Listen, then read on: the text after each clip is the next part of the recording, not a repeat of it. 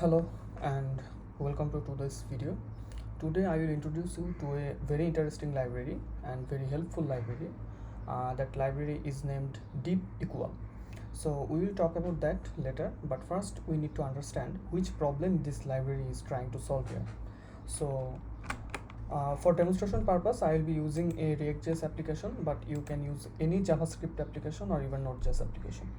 So I have created a very basic component here, and let's see what this component does.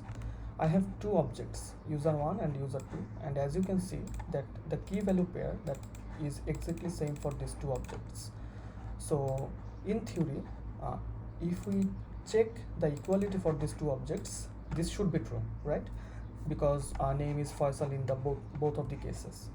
But in practice, it's not the case. If we go down here, we can see that here we are trying to find out that if these two objects are equal. If they are equal, then we are printing they are equal, and if they are not, we are printing they are not equal. So let's see what actually happens. It says that they are not equal. So why is this happening here, you may ask.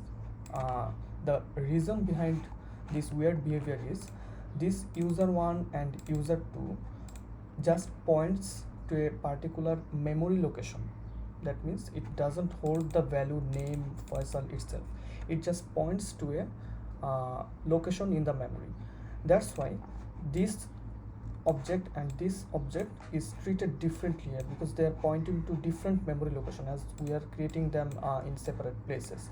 That's why when we check if they are equal or not, it tells us that they are not equal, but in practice they should be equal. So how can we solve that?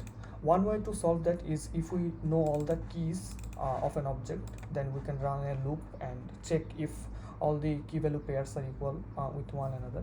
But as you can understand that if the object structure gets more complex, for example, something like that, here can be an array, here can be another object, or something like that, the checking will be very hard and inefficient. So let's see how we can solve this problem using our library. This is the library that we are talking about, DeepEqual. You can see that it is very popular. Let's see how we can use this. First, we need to install the library, and we all know that for installing any library, you just have to yarn add DeepEqual.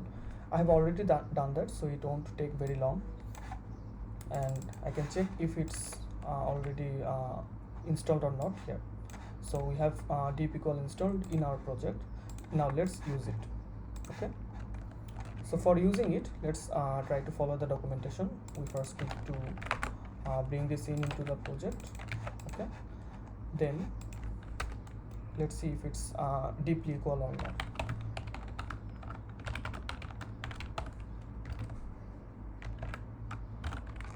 So we just pass in two objects here.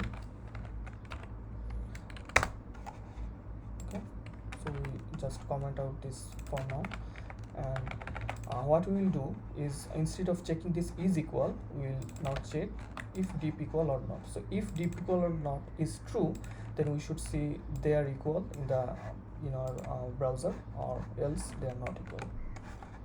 Let's see. Now it's saying that they are equal.